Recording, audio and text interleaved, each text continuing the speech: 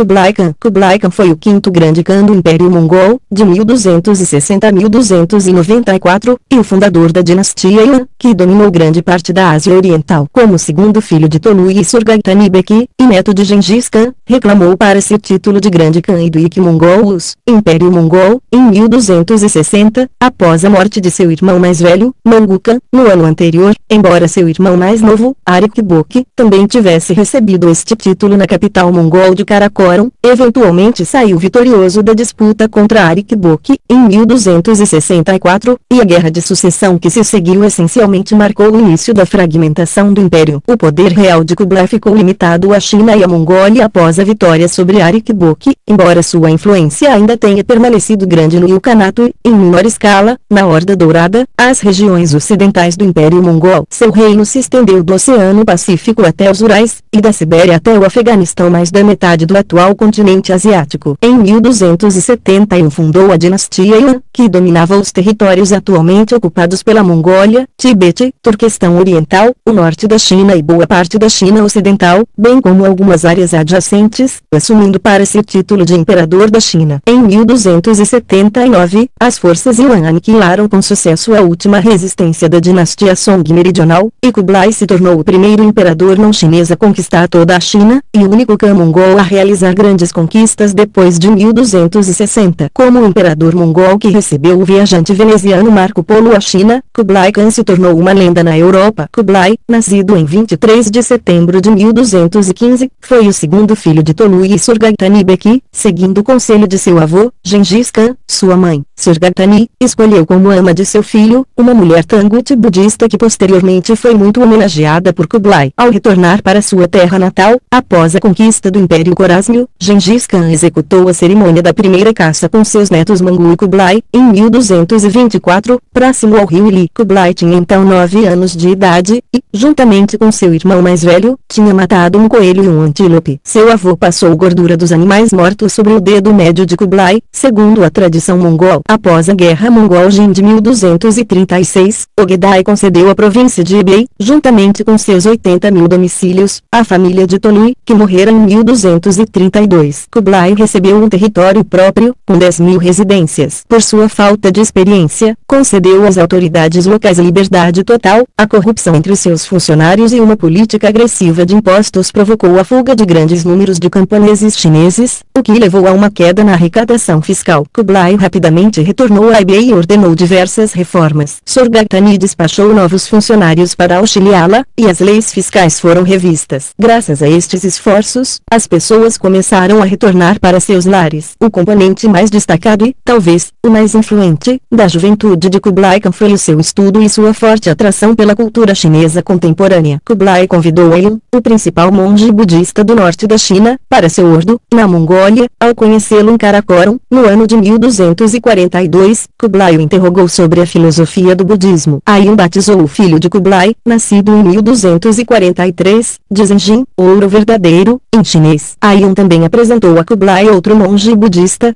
taoísta, Liu Bingzong. Liu era pintor, calígrafo, poeta e matemático, e se tornou conselheiro de Kublai quando Ailun voltou para seu templo, localizado na região da Pequim atual. Kublai logo adicionou um acadêmico de Shanshin chamado Zhao Bi ao seu círculo. Kublai também cercou-se de pessoas de diversas nacionalidades, ansioso por balancear adequadamente os interesses mongóis, turcomanos, locais e imperiais. Em 1251, seu irmão mais velho, Mangu Khan, tornou-se Khan do Império Mongol, e Kublai, juntamente com o Khorásmio Mahmud Yalavak, foi enviado à China. Lá, recebeu o cargo de vice-rei do norte do país, e transferiu seu ordo para a região central da Mongólia Interior. Durante seus anos no cargo, Kublai administrou habilmente seu território, impulsionando a agricultura de Yunnan e aumentando os gastos em serviços sociais. Após receber Xi'an, estas atitudes lhe trouxeram grande aprovação dos senhores de guerra chineses, e foram essenciais na formação da dinastia Yuan. Em 1252 Kublai criticou Mahmud Yalavak, que nunca havia sido visto favoravelmente pelos seus companheiros chineses, pela execução de alguns suspeitos suspeitos. Juventude, vice-rei do Grande Khan no norte da China, que ele tinha detido, Zhao Bi também o atacou por sua suposta atitude de presunção com o imperador. Contando ainda com a resistência dos altos funcionários chineses, treinados no confucionismo, Ayalavashi, Mangu acabou por demiti-lo. Em 1253 Kublai recebeu ordens de atacar Yunnan, e pediu ao reino de Dali que se rendesse às suas forças. A família dominante, Gao, resistiu, e assassinou os enviados diplomáticos mongóis. As tropas mongóis então se dividiram em três: uma ala se dirigiu a leste, a bacia do Sichuan. Outra coluna, sob o comando do filho de Subotai, Uriankadai, avançou por um caminho difícil, no interior das montanhas do Sichuan ocidental. Já o próprio Kublai rumou com alguns soldados para o sul, pelas pradarias, até se encontrar com a primeira coluna. Enquanto Uriankadai galopava ao longo da margem do rio, vindo pelo norte, Kublai tomava a capital inimiga, Dali, poupando a vida dos residentes apesar do assassinato de seus enviados. Os mongóis indicaram o rei do Anshingizi como soberano local, e estacionaram na região uma comissão pacificadora. Com a partida de Kublai, eclodiram distúrbios, que duraram até 1256, quando Uriankadai pacificou Yunnan. Kublai foi atraído pelas habilidades dos monges tibetanos como curandeiros. Em 1253 trouxe Phaggispa Lama, um membro da ordem Sakya, para o seu convívio. Phaggispa deu a Kublai e sua esposa, Shabui, uma iniciação no budismo tântrico. Kublai indicou Yan Shixian, 1231-1280, um uigur, para chefiar sua comissão de pacificação. Em 1254, alguns funcionários, com inveja do sucesso de Kublai, passaram a espalhar rumores de que ele estaria com uma ideia exacerbada de si mesmo, sonhando com seu próprio império ao competir com a própria capital de Mangu. Karakorum, o Grande Khan mandou 2 coletores de impostos, Alandar, amigo pessoal de Arikboki e governador no norte da China, e Liu Taiping, para fazerem uma auditoria com os funcionários de Kublai. Em 1257, encontraram diversos problemas, entre elas 142 violações de regulamento. Diversos funcionários chineses foram acusados, alguns chegaram a ser executados, e a nova comissão de pacificação de Kublai foi extinta. Kublai enviou uma embaixada de 2 homens, com suas esposas, e em seguida foi apelar pessoalmente a Mangu, como irmão. Mangu perdoou publicamente, e ambos se reconciliaram. Neste período os taoístas aproveitaram-se de suas riquezas e status social elevado para se apropriar dos templos budistas. Mangu exigiu que os taoístas interrompessem imediatamente esta política de combate ao budismo, e ordenou a Kublai que colocasse um fim a esta disputa entre o clero das duas religiões em seu território. Kublai convocou uma conferência entre os líderes das duas fés no início de 1258. Nela, as exigências taoístas foram declaradas oficialmente como inválidas, e Kublai converteu à força todos os seus 237 templos para o budismo, destruindo todas as cópias de textos fraudulentos. Em 1258, Mangu colocou Kublai no comando do exército oriental, e pediu que o auxiliasse a atacar Sichuan. Por sofrer de gota, o próprio Kublai recebeu permissão para ficar, porém insistiu em ajudar pessoalmente o irmão. Antes que Kublai pudesse chegar a seu auxílio, no entanto, em 1259, Mangu morreu. Kublai manteve em segredo a notícia e deu sequência ao ataque à cidade de Wuhan, perto do Yangtze. Quando suas tropas estavam fazendo o cerco de Wushang, o filho de Subotai, Uriankadai, juntou-se a ele. O ministro da dinastia Song, Jia Sidao, abordou Kublai com uma proposta secreta, oferecendo o pagamento de um tributo anual de 200.000 tainos de prata e 200.000 peças de seda, em troca dos mongóis definirem o rio Yangtze como a fronteira entre as duas nações. Kublai a princípio recusou a proposta, porém acabou chegando a um acordo de paz com Jia Sidao, recuando rumo ao norte, até as planícies da Mongólia, após receber uma mensagem de sua esposa que lhe dizia que seu irmão mais novo, Arikboki, estava juntando suas tropas. Ascensão ao trono e guerra civil. Império Mongol entre 1259 DAC 60. Logo recebeu a notícia de que Boki havia realizado um Kurultai, Assembleia de Líderes, na capital imperial mongol de Karakorum, onde foi nomeado Grande Khan pelos antigos ministros de Mangu. A maioria dos descendentes de Gengis Khan apoiava Arikboki para o cargo. Seus 2 irmãos, no entanto, Kublai e Ulegu, se opunham. Os funcionários chineses de Kublai o encorajaram a assumir o trono, e virtualmente todos os principais príncipes do norte da China e da Manchúria anunciaram o seu apoio a ele. Ao retornar para seus territórios, Kublai convocou seu próprio Kurultai. Somente um pequeno número de pessoas do Borjigin, a família real de Gengis Khan, apoiava as ambições de Kublai ao trono. Ainda assim, o pequeno número de indivíduos que compareceu à reunião, incluindo representantes de todas as linhagens dos Borjigin, exceto a de Jochi, proclamou o Grande Khan em 15 de abril de 1260. Isto levou a um conflito militar entre Kublai e seu irmão mais novo, que resultou na eventual destruição da capital mongol de Karakorum. Em Shanxi e Sichuan, o exército de Mongu deu apoio às tropas de Boqi. Kublai despachou Liang Shixian e seus homens para os dois territórios, onde executaram o administrador civil de Arik Boqi, Liu Taiping, o que atraiu para o seu lado diversos generais até então indecisos. Para consolidar o fronte sul, Kublai tentou uma solução diplomática, despachando enviados para Angzhou. Jia, no entanto, quebrou sua promessa e prendeu-os. Kublai então enviou Abisca como novo Khan para o Kanato de Chagatai. Arik Boqi capturou Abisca, juntamente com 2 outros príncipes e seus homens, colocando em seu lugar como Khan local um homem de sua confiança.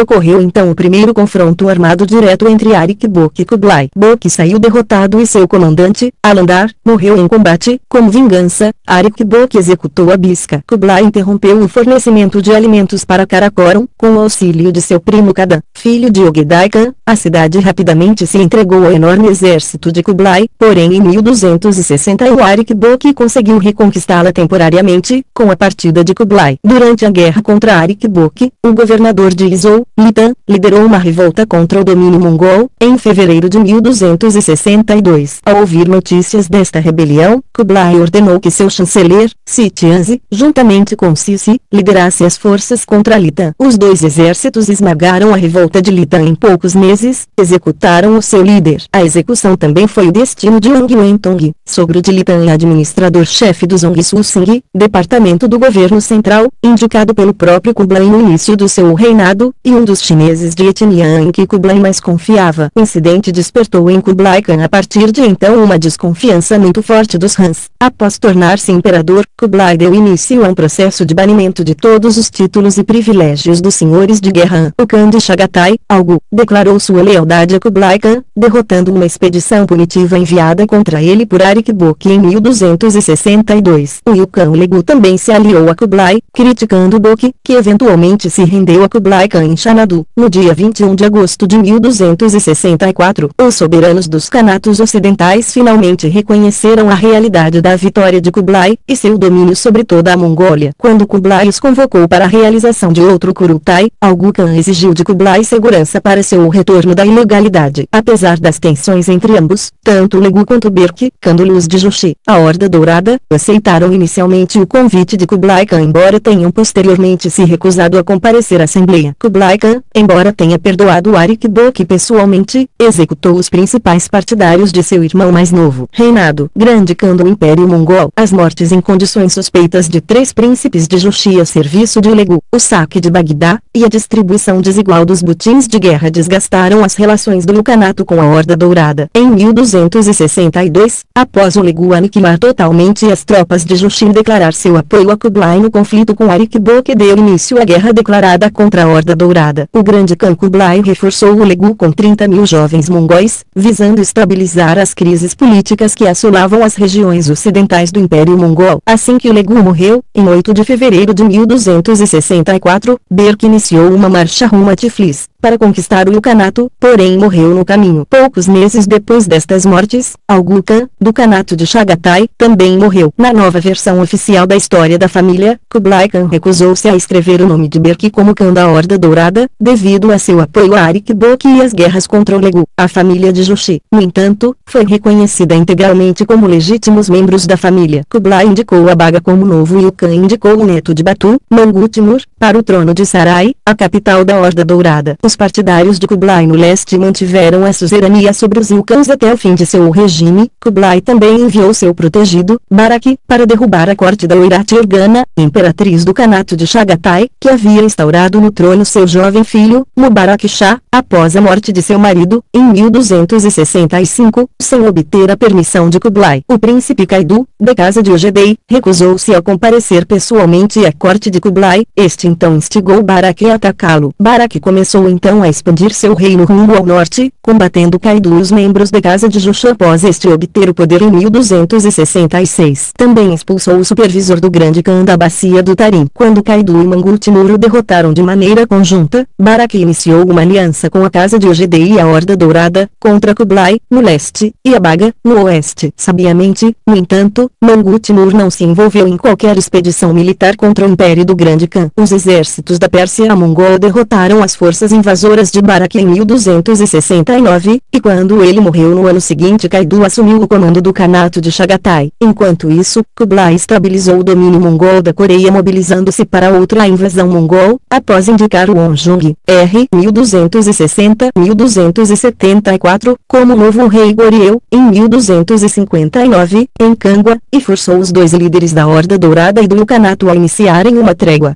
Apesar dos interesses da Horda no Oriente Médio e no Cáucaso, convocou dois engenheiros iraquianos especialistas em cercos do Ilkhanato para destruir as fortalezas da China Song. Após a queda de Shenjing em 1273, Aju e Liu Zeng, comandantes de Kublai, lhe propuseram uma campanha final de aniquilação contra a dinastia Song, e Kublai nomeou Bayan como comandante supremo. Assim, Kublai ordenou a Mangul Timur que revisasse o segundo censo da Horda Dourada, visando assim obter mantimentos e homens para sua conquista da China. O censo teve lugar em todas as partes da Horda Dourada, incluindo Smolensk e Vitebsk, em 1274 DAC 75. Os Khans também enviaram Nogai aos Balcãs para fortalecer a influência mongol ali. Quando o grande Khan Kublai renomeou o regime mongol na China para Daiyan, em 1271, ele visava sinicizar sua imagem como o imperador da China, visando ganhar o controle de milhões de chineses. Ao mover sua sede de governo para Cambalik ou Dadu, atual Pequim, houve uma revolta na antiga capital, Karakorum, estancada com muita dificuldade. Seus atos foram condenados pelos tradicionalistas, e seus críticos ainda o acusavam de ter relações muito estreitas com a cultura chinesa, enviando-lhe uma mensagem: os antigos costumes de nosso império não são os mesmos das leis chinesas. O que acontecerá com os antigos costumes? Até mesmo Kaidu passou a atrair as elites dos outros canatos mongóis, declarando-se um herdeiro legítimo ao trono, no lugar de Kublai, que havia se afastado dos costumes de Gengis Khan. As deserções de partidários da dinastia de Kublai lotaram as fileiras dos partidários da casa de Ogedei. A família imperial Song se rendeu aos Yuan em 1276, tornando os mongóis os primeiros não chineses a conquistar toda a China. 3 anos mais tarde, marinheiros Yuan esmagaram os últimos resistentes Song. A imperatriz Donatária Song e seu neto, Zhao Xian, foram relocados para Cambalik, onde receberam propriedades isentas de impostos. A esposa de Kublai, Shabi, especialmente, interessou-se pelo seu bem. Pintura mostrando Kublai Khan numa expedição de caça, do artista da corte chinesa Liu Guandao, c. 1280. Trecho da carta de Argum a Filipe IV da França, na escrita mongol, de 1289. Arquivos Nacionais da França.